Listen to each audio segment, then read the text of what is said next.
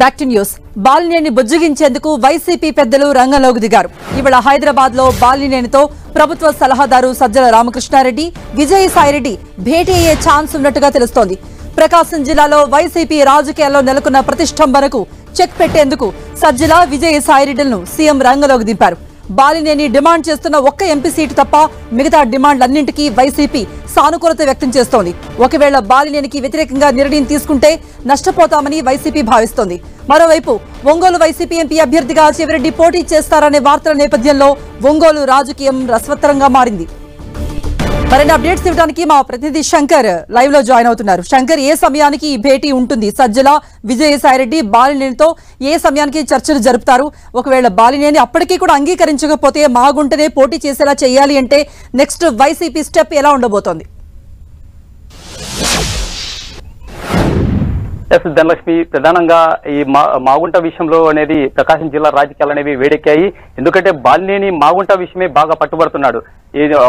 ఈ పలు విషయాలు కూడా ఒకవేళ ఆయన సంబంధించిన డిమాండ్లు పలు విషయాలపైన కూడా వైసీపీ అధిష్టానం సానుకూలంగా ఉన్నా ఒక ఎంపీ మాగుంట విషయంలో మాత్రం అటు వైసీపీ అధిష్టానం ఎనికి తగ్గట్లేదు, ఇటు బాలినేని కూడా ఎనికి తగ్గట్లేదు. సో ఈ నేపథ్యంలోనే ఇప్పుడు బాలినేనితో చర్చలు జరిపి ఒక మాగుంట విషయం తప్పితే మిగతా విషయాలు ఓవరాల్ గా దేనికైనా మేము సానుకూలంగా ఉన్నామని చెప్పి ఒక విషయాన్ని అయితే ఆయన దృష్టికి తీసుకోబోతున్నాయి. ఆయనతో కీలక చర్చలు అనేవి ప్రధానంగా ఈ రోజు కొనసాగించబోతున్నాయి. ఎందుకంటే పలు దఫాలుగా కూడా చర్చలు జరిపినప్పటికీ కూడా ఒక కొలిక్ అనేది రాలేదు. కాబట్టి ఈ రోజు బాలినేనితో జరగబోతున్న చర్చలు అనేవి చాలా కీలకమని చెప్పవచ్చు. ఆయన రాజకీయ జీవితంలోనే ఒక మలుపుగా కూడా ఈ రోజు భావించవచ్చు.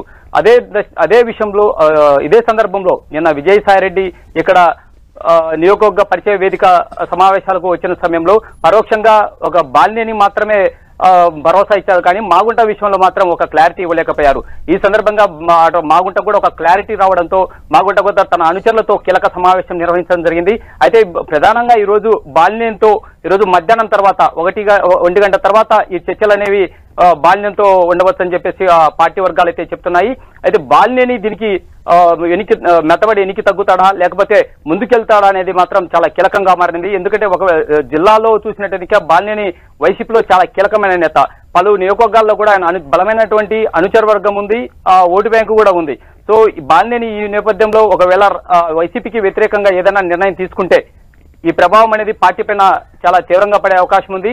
ఈ విషయాలను వైసీపీ అధిష్టానం కూడా ఇప్పటికే గ్రహించినట్టు కూడా మనకు తెలుస్తుంది. అందుకే నిన్న విజయసాయిరెడ్డి కూడా కీలక వ్యాఖ్యలు చేయడం జరిగింది. మా పార్టీలో బాలినేని అనే వ్యక్తి చాలా విలువైన వ్యక్తి, చాలా కీలకమైన నేత. అటువంటి నేతకు ఎటువంటి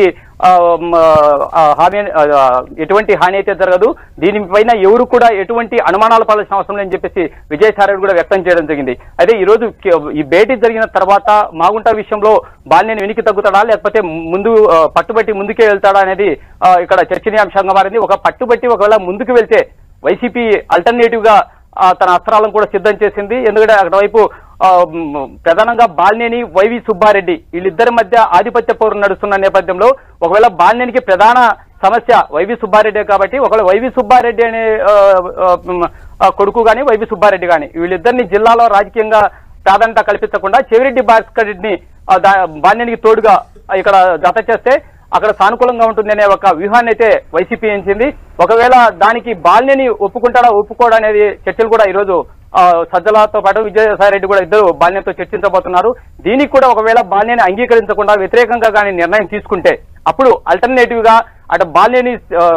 అటు చెవిరెడ్డి భాస్కర్ రెడ్డితో పాటు ఇటు ఒంగోలు పారిశ్రామికవేత్తనటువంటి రవిశంకర్ ను కానీ లేదా మద్దిశెట్టి వేణుగోపాల్ కానీ వీళ్ళు ముగ్గురులో ఎవరొక ఇద్దరిని ఫైనల్ చేసి బాలినేని అటు మాగుంట ప్లేస్ లో అల్టర్నేటివ్ గా అయితే ఇక్కడ రంగంలో దింపే అవకాశాలు అయితే ఉన్నాయి ధనలక్ష్మి. రైట్.